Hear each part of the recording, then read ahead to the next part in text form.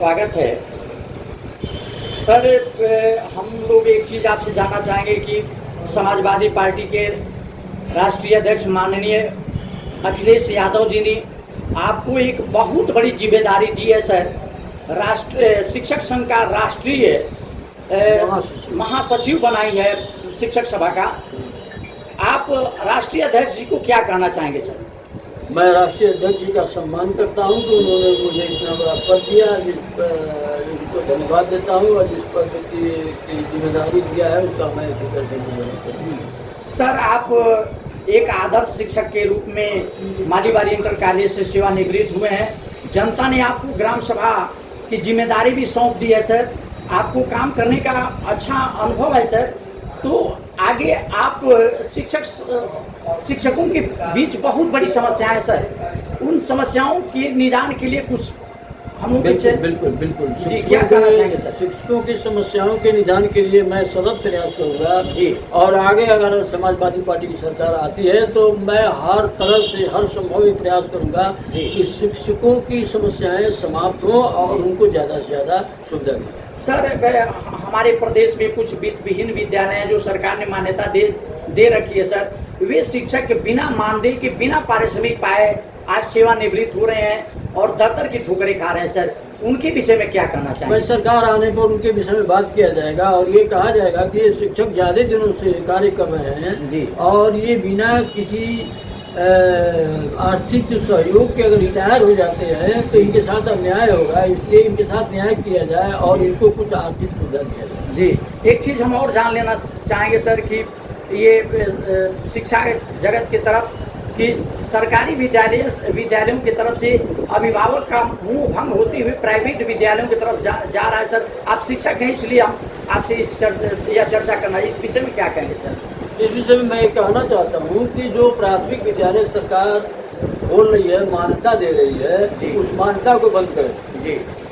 और प्राथमिक विद्यालय जब सरकार ने खोला है वहाँ सब कुछ सुविधा दे रही है, खाना पीना कापी किताब सब दे रही है। सरकार को भी चाहिए कि जनता को कहे कि आप ज़्यादा से ज़्यादा प्राथमिक विद्यालय में एडमिशन कराओ और वहाँ पर पढ़ने की कोशिश करें। सर, कैसे प्राथमिक विद्यालय में एडमिशन कराएंगे? हमारे जनपद के या हमारे प्रदेश के जो भी नेता हैं या अधिकारी वो खुद अपने बच्चों को प्राइवेट विद्यालय में भेजते हैं, सरकारी में नहीं भेजते हैं सर। इस पे क्या कहेंगे? ये गलती है। जैसे मान लीजिए हर जो विद्यालय सरकारी है तो उसमें भी एक कलेक्टर और एक चपरासी का भी और एक किसान का भी लड़का उसी में पढ़ना चाहिए। अगर बड़े लोग पढ़ाएंगे प्राथमिक विद्यालय में तब छोटे लोगों का मन लगेगा तब वो भी उसमें पढ़ाएंगे।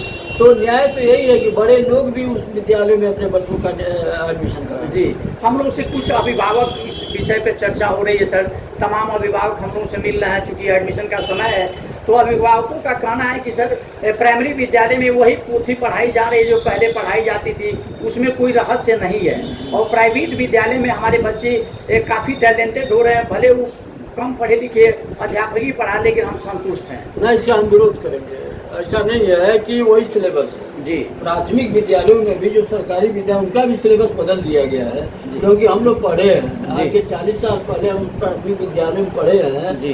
उसके सिलेबस में आज के पाठ्यक्रम में बहुत अंतर है जी। वो पाठ्यक्रम कम नहीं है, वो पाठ्यक्रम छोटा नहीं है, वो पाठ्यक्रम जो एस्टेब्लिश विद्यालय है उनसे अच्छा है जी। हम कहते हैं कि जो ये कॉन्वेंट और वो बड़े स्कूल खोले जा रहे हैं उसमें बहुत पहले ही गंभीर चीजें ला करके बच्चे के दिमाग में डालते हैं लोग जी। हमारा कहने का मतलब है ए से जेड तक चलिए, जेड से ए तक क्यों आते हैं जी। आप ए से जेड तक जाएंगे तो प्राथमिक स्कूल में पढ़ाया जाएगा। 1 से 100 तक पढ़िए, 100 से 1 तक मत पढ़िए जी। और प्राथमिक विद्यालय में जो है वो है, यही है, ठीक है, कोई बात नहीं है। ऐसा नहीं है कि जो कॉन्वेंट और वो तमाम तरह के बड़े स्कूल हैं वो घोर करके पिला दे रहे हैं कि तुरंत बच्चा जो है डीएम बन जा रहा है। सर एक बात हम आपसे पूछना चाहते हैं कि 5000 प्राइमरी स्कूलों सरकार बंद कर रही है, इस पर आपका क्या विचारधारा है, क्या बताएंगे? तो नहीं बंद करना चाहिए। नहीं इसलिए बंद करना चाहिए कि आखिर मान लीजिए कि गरीब के बच्चे कहाँ जाएंगे पढ़ने के लिए? गरीब के बच्चों के लिए अगर संस्थान है तो वही ना है। प्राथमिक स्कूल में आज भी गरीबों के बच्चे जाते हैं, आज भी पढ़ते हैं, उनकी पढ़ाई छूट जाएगी। योगी सरकार का कहना है कि जिन विद्यालय वैसे विद्यालयों को बंद किया जा रहा है जिसकी संख्या बच्चों की 50 से कम है, उनको उस विद्यालय से दूसरे विद्यालय में एडजस्ट कर दिया जाए। सरकार को उन अध्यापकों के ऊपर दबाव बनाना चाहिए कि आप अपने विद्यालयों में इतनी संख्या क्यों रखे हो, आप अपने विद्यालयों में बच्चों की संख्या को बढ़ाओ। अगर नहीं बढ़ाओगे तो तुम्हें बोनस दिया जाएगा, तुम्हें हम तनख्वाह देते हैं, सब कुछ देते हैं, तो आपके स्कूल में बच्चे क्यों नहीं पढ़ते हैं, क्यों नहीं आते हैं, तो उसका जवाब वो लोग देंगे। लेकिन एक चीज़ है, जो विद्यालय बंद किए जाएंगे तो वहाँ के तो गरीब नहीं पढ़ता सर। तो कहीं ना कहीं प्राइमरी विद्यालय में जो शिक्षक रखे गए हैं इनकी भी लापरवाही मानी जाएगी सर शिक्षा विभाग से, तभी तो गार्जियन का मुंह भंग हो रहा है इनकी तरफ से। लापरवाही उसमें एक चीज़ है, जानते हैं क्या जी, वो अध्यापक भी जानता है कि मुझे पढ़ाने के लिए रखा गया है जी, लेकिन लापरवाही वहाँ ये हो जाती है कि जब उसको क्रीम नहीं मिलते हैं, क्रीम बच्चे नहीं मिलते हैं, तो उसका भी मनोबल डाउन हो जाता है। जी, आप कहते हैं, हम कहते हैं, जितने भी अच्छे विद्यालय के अच्छे परिवार के लोग हैं, अपने अच्छे बच्चों को जो अच्छे संस्कार दिए हैं, शिक्षा दिए हैं, घर पर पढ़ाते हैं, ट्यूशन लगवाते हैं, वो जब वहाँ भेज देंगे कॉन्वेंट स्कूल में, तो इनको केवल बकरी चराने वाले और वो गरीब बच्चों के बच्चे भेजे जाएंगे तो उनका मन नहीं होगा। सर एक चीज़ और जान लेना चाहेंगे, जैसे प्राइमरी विद्यालय में ड्रेस भी दिए जाते हैं, एक भोजन भी दिया जा रहा है, और नहीं तो उनको कुछ पैसे भी दिए जाते हैं सर, तो क्या यह गवर्नमेंट की पॉलिसी सही है या गलत है सर? गवर्नमेंट की पॉलिसी सही है, सही है, उसे देना चाहिए, देना चाहिए। जो फीस की जो प्राइवेट विद्यालयों में बेतहाशा फीस बढ़ोतरी की जा रही है, इसमें प्राइवेट विद्यालयों में जो फीस की बढ़ोतरी की जा रही है, मनमाना हर विद्यालय का अलग अलग फीस है, उसको गार्जियन देने में अक्षम साबित हो रहा है, फिर भी किसी तरह से अपने बच्चों को पढ़ाने के लिए कर्जा लेकर या किसी तरह वो विद्यालय में पढ़ा रहा है प्राइवेट विद्यालय पर। सरकार का ऐसी कोई पॉलिसी बनाना चाहिए कि जो प्राइवेट विद्यालय एक मानक करना चाहिए कि फीस एक निर्धारित किया जाए। इस पर तो गवर्नमेंट को देखना चाहिए कि आप कितना फीस लेते हो, आप कितना फीस लेकर के कितने में कापी किताब दे करके बच्चों को पढ़ाते हो। अगर इनके ऊपर अभी से इतना लोड पड़ेगा तो कैसे पढ़ाएंगे। अभी अभी ये घटना मैंने देखा यूट्यूब पर, पता नहीं, एक गार्जियन किताब खरीदा 2100 रुपये, और वो लेकर के इतना उत्सुक हुआ कि किसी अधिकारी के पास गया, उस अधिकारी में विद्यालय की मांगता रहती है। इसको देखते हुए सर, ये तो ठीक है जी, अधिकारी ने तो अच्छा किया, 2100 रुपये की किताब कक्षा एक के लड़के को आप देते हो, तो तुम्हारी मान्यता रहनी चाहिए कि नहीं, तुम्हारी मान्यता बिल्कुल नहीं रहनी चाहिए, तुमको 200-400 रुपये की किताब देनी चाहिए कि बच्चा पढ़ सके। जी जी। अच्छा, विद्यालयों में देखा जाए, प्राइवेट विद्यालय में एक चीज़ देखी जा रही है कि विद्यालय में सारा चीज़ें, जैसे बुक हो गया, ड्रेस हो गया, वो जो शूज हो गया, मोजा हो गया, पेन हो गया, पेंसिल हो गया, सारा चीज़ विद्यालय से ही लेना पड़ रहा है। वो अभिभावकों का एक समझिए कि एक बहुत बड़ी दिक्कत हो रही है, कहीं वो विद्यालय से बाहर आपको जाने ही नहीं दे रहे हैं। वो सारा चीज़ एक व्यवसाय बना कर रख दिए हैं। विद्यालय तो अपना शिक्षा जो कर रहे हैं कर ही रहे हैं, जो फीस ले रहे हैं, लेकिन इस सब चीज़ों से भी वो अपने को पर भी गवर्नमेंट को एक्शन लेने चाहिए, नकेल कसनी चाहिए उनके ऊपर कि आप ऐसा नहीं कर सकते हो। उनको खुला छूट दो, अपनी किताब को बाजार से खरीदवा करके चलवाओ, तो वहाँ से किताबें सस्ता मिलेगी ना। जो गवर्नमेंट की किताब क्यों नहीं चलवाते, तो गवर्नमेंट की किताब चलवाओ।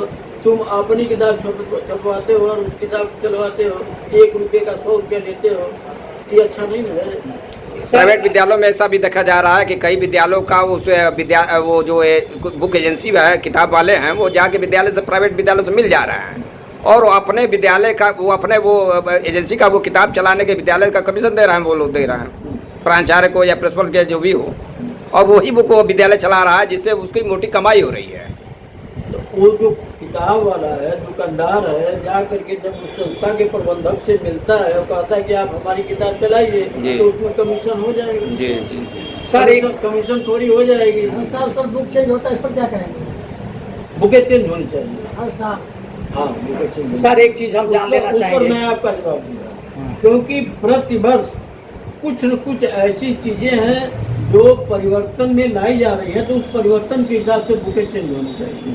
सर एक चीज़ और लास्ट में हम लोग जान लेना चाहेंगे, चूँकि आप शिक्षक सभा के राष्ट्रीय महासचिव हैं सर, आपकी गवर्नमेंट आती है तो ये सारे चीज़ों को जो हम लोगों ने अपने चैनल के माध्यम से आपने दर्शकों को दिखाने का प्रयास किया, आपने बखूबी आंसर भी दिया है सर। आपकी सरकार आती है 2027 में यदि उत्तर प्रदेश में, तो आप क्या कहेंगे सर?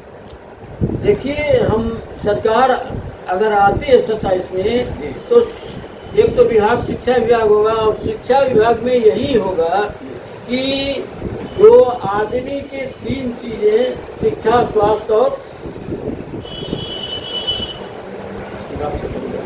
शिक्षा है, स्वास्थ्य है, सुरक्षा है। सुरक्षा। जी जी 3 चीज मानव का अधिकार है। शिक्षा हर मानव को मिलनी चाहिए, स्वास्थ्य हर मानव को मिलना चाहिए, और सुरक्षा हर मानव को मिलनी चाहिए। इन तीनों को ध्यान में रखते हुए और शिक्षा को ध्यान में रखते हुए अगर हमारी सरकार अब 27 में आती है, तो इसकी व्यवस्था जरूर की जाएगी कि शिक्षा से कोई भी बच्चा वंचित न रह पाए। जी वो गरीब हो या धनी हो, वंचित न रह पाए, और प्राथमिक विद्यालयों को मेहनत करके अच्छी तरह से उसको चलाया जाएगा, उसी में पैसा खर्च किया जाएगा। जी जैसे मान लीजिए कहा गया कि दिल्ली में केजरीवाल ने प्राथमिक विद्यालय में इतना सुंदर बनवा किया है कि बड़े बड़े कॉन्वेंट टूट गए। जी जी बड़े बड़े कॉन्वेंट टूट जी, गए, मिला था नर्सरी टूट गई। जी तो बताइए, सरकार जब वहाँ पे इतना अच्छा काम किया तो स्कूलों को तोड़ दिया ना, जी प्राथमिक विद्यालय में बच्चे आने लगे ना, जी। ऐसा काम किया जाएगा। जी जी सर, एक चीज़ लास्ट में हम और जान लेना चाहेंगे कि सर, कि जैसे मान लीजिए कि जो भी विद्यालय वित्तविहीन इस समय बेगाना पड़े हुए हैं, आपकी गवर्नमेंट आती है तो क्या उम्मीद किया जाए सर वित्तविहीन शिक्षकों के बारे में? हाँ, तो वित्तविहीन शिक्षकों के बारे में जरूर विचार किया जाएगा। हम जानते हैं, हम 100% जानते हैं कि ये सरकार पहले से ही शिक्षा के प्रति, किसानों के प्रति, गरीबों के प्रति जी उदारवादी भावना अपनाई है। जी। तो उनके लिए भी जरूर बहुत